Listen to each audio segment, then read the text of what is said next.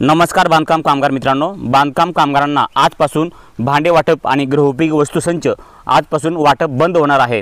कोणत्या बांधकाम कामगारांना बंद होणार आहे अशा प्रकारचा एक शासन निर्णय आलेला आहे। तर हा शासन निर्णय तुम्हाला दाखवणार आहे आणि भांडे वाटप आणि गृहोपयोगी वस्तू संच आजपासून का बंद होणार आहे हे पण तुम्हाला आजच्या शासन निर्णयामध्ये सांगणार आहे। हा शासन निर्णय आलेला आहे। या शासन निर्णयामध्ये तुम्हाला ह्या व्हिडिओमध्ये तो शासन निर्णय दाखवणार आहे। त्या शासन निर्णयामध्ये कोणकोणत्या बांधकाम कामगारांना भांडे वाटप आणि सेफ्टी किट भेटणार नाही आहे, कोणत्या बांधकाम कामगारांना सेफ्टी किट आणि भांडे वाटप भेटणार आहे, संपूर्ण माहिती सांगणार आहे। त्यापूर्वी तुम्ही जर आपल्या यूट्यूब चॅनलला सबस्क्राईब केले नसेल तर चॅनलला सबस्क्राईब करा, व्हिडिओला एक लाईक करा आणि तुम्हाला जर तुम्ही अपॉइंटमेंट घेतली नसेल, पहिल्यांदा काय करायचं आहे, ह्या वेबसाईटवरती यायचं आहे। तुम्हाला अपॉइंटमेंट घ्यायचं आहे। तर अपॉइंटमेंट घेण्यासाठी कोणती वेबसाईट आहे तुम्हाला ह्या 2-3 वेबसाईट दाखवत आहे।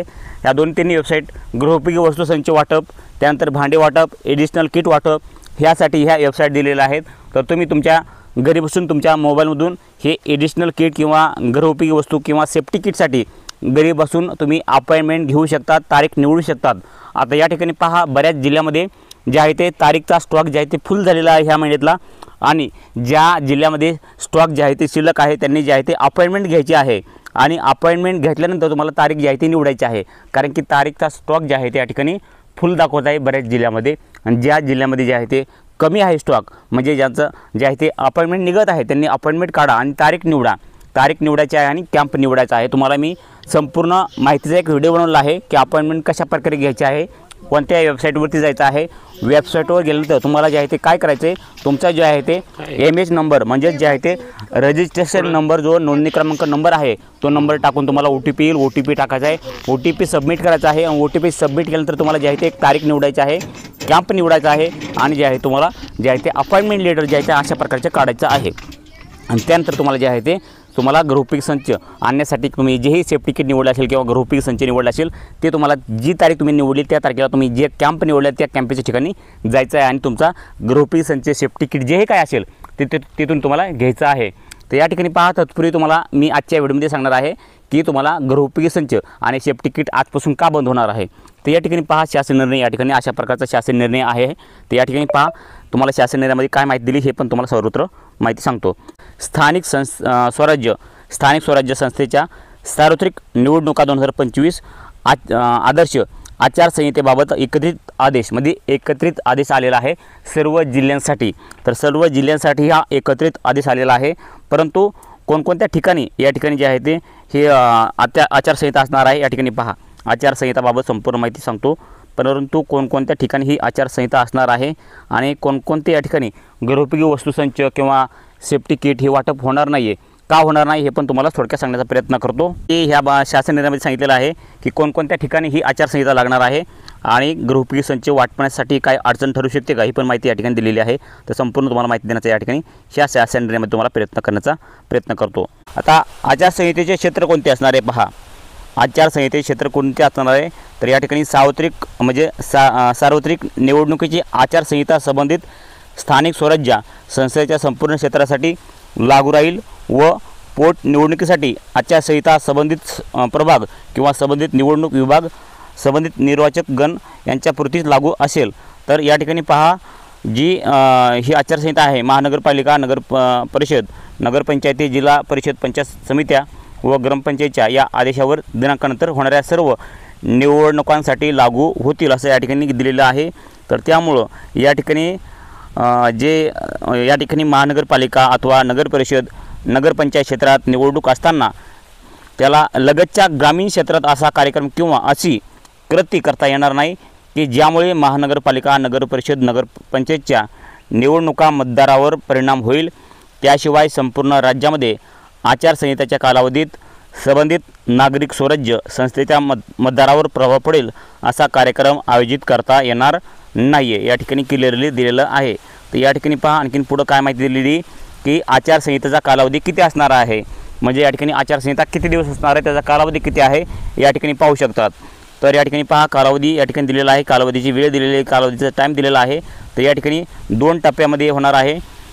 या ठिकाणी निवडणुका घोषित केल्याची वेळ व दिनांकापासून ते मतमोजणीच्या निकालापर्यंत लागू राहणार आहे। आचारसंहितेचे सर्वसाधारण 2 टप्पे असणार आहेत। तर या ठिकाणी पहा, निकाल लागेपर्यंत ही आचारसंहिता जी आहे ते असणार आहे, या ठिकाणी सांगितलेलं आहे।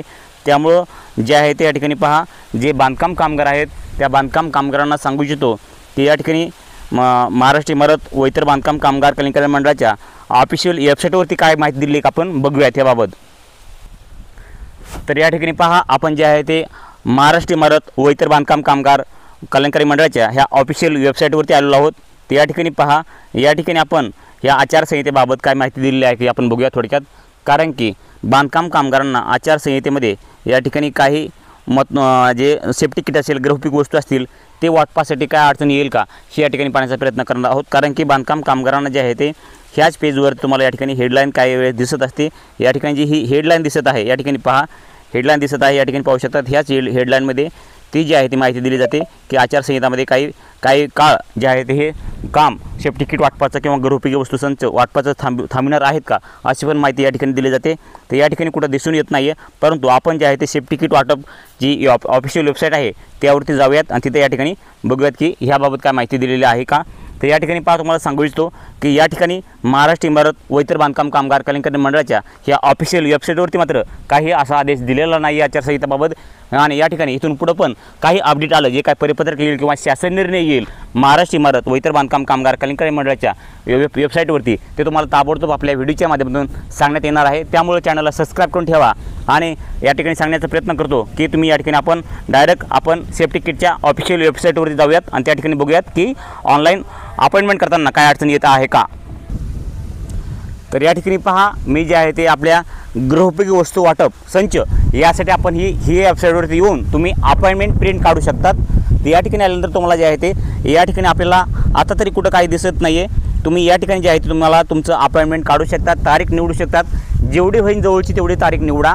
कारण की या ठिकाणी तारीख निवडल्यानंतर तुम्हाला जे आहे ते काही अडचण येणार नाही. तारीख निवडल्यानंतर तुम्हाला जे आहे ते गृहोपयोगी वस्तूसंच 100% मिळणार आहे.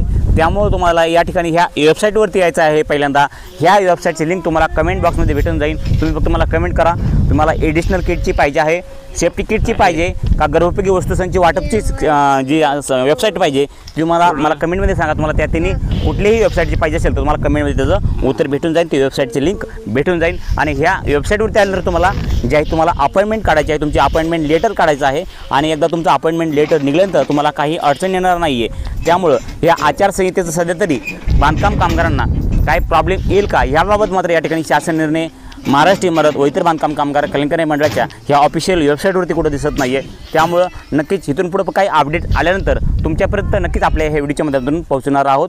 तर या ठिकाणी पहा, बांधकाम कामगारांना आचारसंहितेमध्ये गृहोपयोगी वस्तूसंच जोपर्यंत एखादा शासन निर्णय किंवा परिपत्रक येत नाही आहे तोपर्यंत या ठिकाणी पहा, तुमचा अपॉइंटमेंट निघत असेल तर अपॉइंटमेंट प्रिंट काढा आणि गृहोपयोगी संचचा आणि सेफ्टी किटचा तुम्ही या ठिकाणी लाभ घ्या. मनामध्ये काय प्रश्न असतील तर नक्कीच कमेंटमध्ये सांगायला विसरू नका. भेटूयात पुढच्या व्हिडिओमध्ये. तोपर्यंत जय हिंद, जय महाराष्ट्र.